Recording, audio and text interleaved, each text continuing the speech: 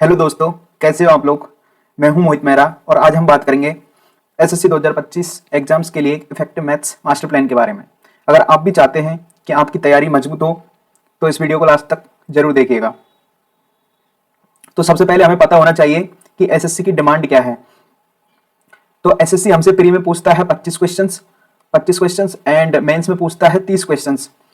यदि आपको सिलेक्शन लेना है तो इन 25 क्वेश्चंस को 20 से 25 मिनट के अंदर करना होगा। ऐसे ही से मेंस में 30 से 35 मिनट के अंदर करना होगा। यदि आप अपनी तैयारी के दौरान इतने टाइम के अंदर कर पाते हैं, लाइक मॉक टेस्ट हो गया, आप यदि इतने टाइम में हो पा रहे हैं तो you are well and good. यदि नहीं तो अभी आपको अपने आप पे काम करने की जरूरत है। तो चलिए देखते हैं इतने टाइम के अंदर हम कैसे कर सकते हैं। तो हमारा सबसे पहला स्टेप है कैलकुलेशंस।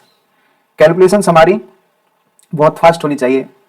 जो मोस्ट ऑफ द स्टूडेंट्स क्या करते हैं, कैलकुलेशंस को इग्नोर करते हैं। लेकिन जो मैंने अपनी तैयारी के दौरान फील किया और आप भी देखोगे पिछले 2-3 साल के अंदर एसएससी का ट्रेंड देखोगे तो इतने हार्ड क्वेश्चंस नहीं पूछ रहा। Most of the questions easy होते हैं, ड्यूरेबल होते हैं, आप कर सकते हो, लेकिन काफी कैलकुलेटिव होते हैं। विद इन टाइम लिमिट करना बहुत टफ होता है। तो इसके लिए आपकी कैलकुलेशन स्पीड बहुत फास्ट होनी चाहिए, एकदम चीते की चाल की तरह। यदि आपकी कैलकुलेशन स्पीड फास्ट है तो आपके अंदर कॉन्फिडेंस अलग ही होगा। तो कैलकुलेशन स्पीड इंप्रूव करने के लिए आपका पहला स्टेप होना चाहिए, आपको टेबल्स रटे हुए होने चाहिए। लाइक 20 तक तो एकदम छपे हुए होने चाहिए कि सोचना ही ना पड़े सेकंड्स में। ऐसे ही स्क्वायर्स एकदम 1 to 30 तक। जैसे आपने देखा 841 तो तुरंत आपके दिमाग में आना चाहिए कि ये तो यार 29 का स्क्वायर है। ऐसे ही सेम क्यूब्स भी छपे हुए होने चाहिए आपके दिमाग के अंदर, 1 to 20 एकदम रटे हुए। और इन तीनों चीजों को याद कैसे किया जा सकता है, तो ये एक ऐप आता है, प्ले स्टोर पर मिल जाएगा आपको, मैथ्स वर्कआउट नाम से। आप इसको अपने मोबाइल फोन में डाउनलोड करिए और डेली उस पर 15 मिनट प्रैक्टिस करिए। आपको मुश्किल से 10 से 20 दिन के अंदर ये सारी चीजें एकदम छप जाएंगी और आपको डेली 15 मिनट कैलकुलेशन प्रैक्टिस करनी है। जैसे ही आप अपनी दिन की शुरुआत करें, वार्म अप के लिए 15 मिनट कैलकुलेशन प्रैक्टिस करें। ये आपकी यदि कैलकुलेशन स्पीड आपकी बहुत तेज हो गई ना, तो आप सोच लो मैथ्स का 50% काम तो आपका यही कर देगी। मैथ्स और रीजनिंग में कैलकुलेशंस बहुत फास्ट चाहिए होती हैं हमें।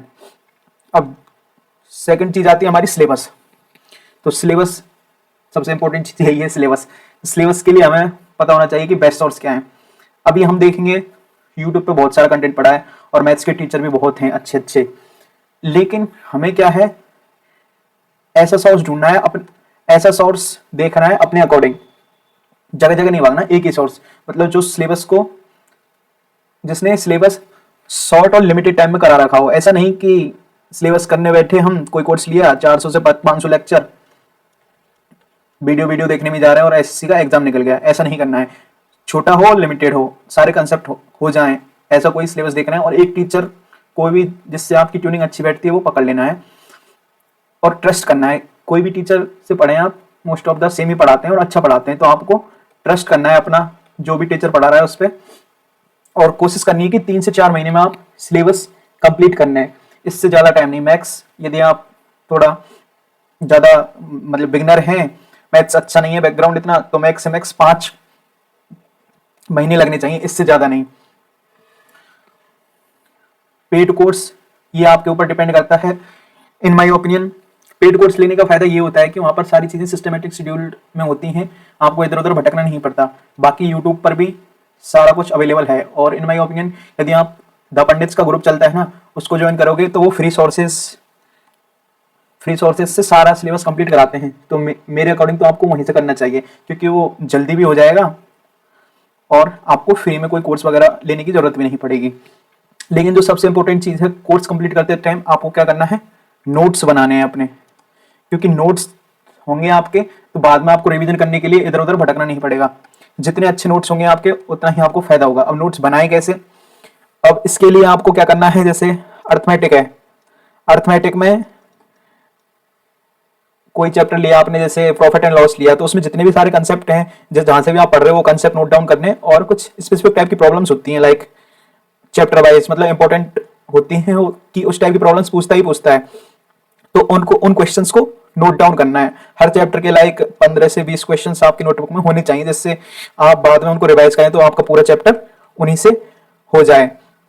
ऐसे ही। और एडवांस मैथ की बात करूं मैं, एडवांस में बेसिकली क्या होता है, फॉर्मूला होते हैं, तो वहां पर हमें इतना जरूरत पड़ती नहीं कंसेप्ट मतलब लिखने की, तो आपकी नोटबुक में फॉर्मूला लिखे होने चाहिए, बस उन्हीं को टाइम टू टाइम याद करते रहो, क्योंकि जो एडवांस मैथ्स है बेसिकली फॉर्मूला बेस्ड ही है पूरी की पूरी, तो उसमें फॉर्मूला इंपॉर्टेंट, तो उनको बार बार रिवाइज करते रहना है। तो सिलेबस के बारे में यही है। अगला देखते हैं हम रिवीजन कैसे करना है और मॉक टेस्ट कैसे देने हैं। तो सबसे जो इंपॉर्टेंट चीज होती है एसएससी में जो मैंने फील किया वो है रिवीजन, और सबसे बोरिंग भी यही लगता है लेकिन सबसे इंपॉर्टेंट भी यही है। तो रिवीजन के लिए आप फॉलो कर सकते हैं 5+2 रूल, मतलब आप वीक में 5 दिन पढ़िए, जो भी जहां से भी पढ़ रहे हैं आप 5 दिन सारा पढ़िए, जितना मैक्सिमम ट्राई कीजिए जितना पढ़ सकते हैं आप सिलेबस कंप्लीट करने के लिए।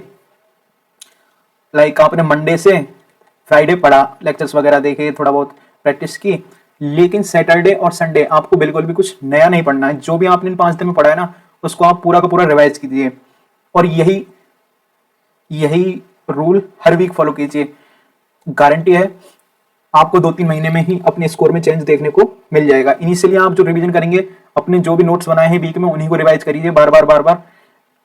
1-2-3 बार रिवाइज होने के बाद आपको क्या करना है, बेस्ट पीवाईक्यूज को सॉल्व करना है। लाइक हर चैप्टर के कुछ बेस्ट पीवाईक्यूज होते हैं, आप किसी भी प्रीवियस ईयर बुक से कर सकते हैं, या फिर यूट्यूब पे सर्च करोगे आप तो बेस्ट पीवाईक्यूज के नाम से काफ़ी मटेरियल मिल जाएगा आपको। तो हर चैप्टर के आपको वही बेस्ट पीवाईक्यू तैयार प्रैक्टिस करने। लाइक आपने जो टीचर पढ़ाते हैं उस दौरान एक सीट सॉल्व करवाएंगे तो आपको काफ़ी क्वेश्चंस क्या होते हैं, टफ लगते हैं, पहली बार में होंगे नहीं, तो आपको क्या करना है, मार्क कर लेना है उनको।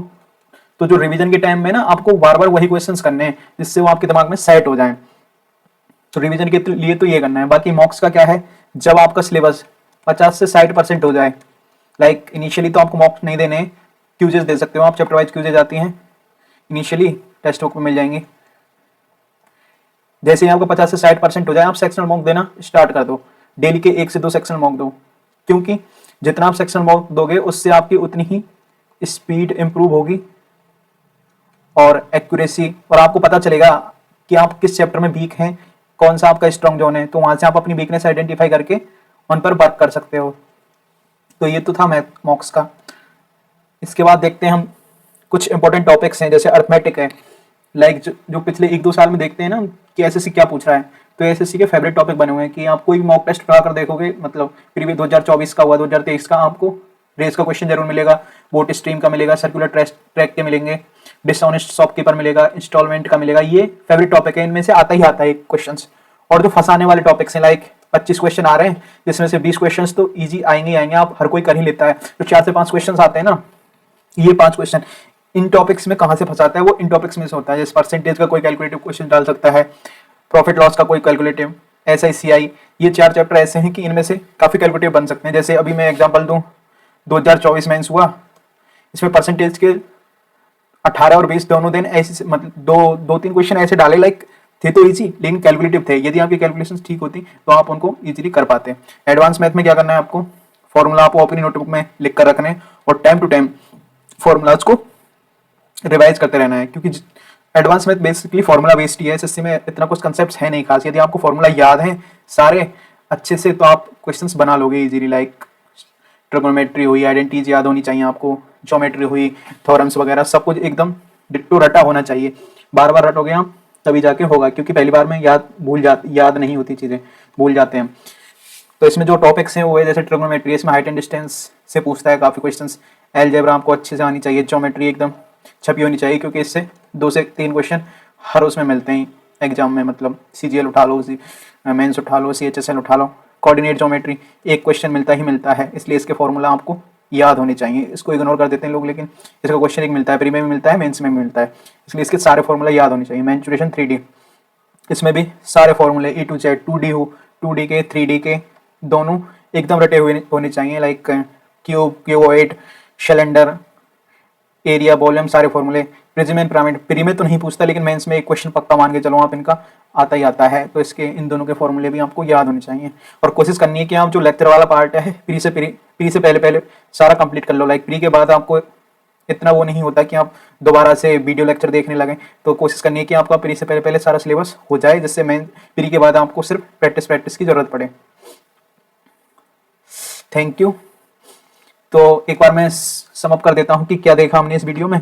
तो पहली चीज़ है कैलकुलेशन स्पीड आपकी बहुत फास्ट होनी चाहिए, तो डेली कैलकुलेशन प्रैक्टिस करनी है। दूसरा, सिलेबस कंप्लीट करना है किसी भी अच्छे टीचर से, और तीसरा है हमारा मॉक टेस्ट देने ज़्यादा से ज़्यादा।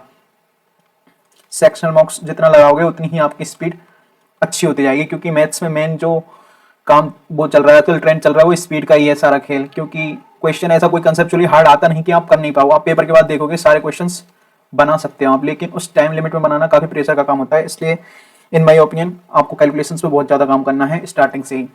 Thank you.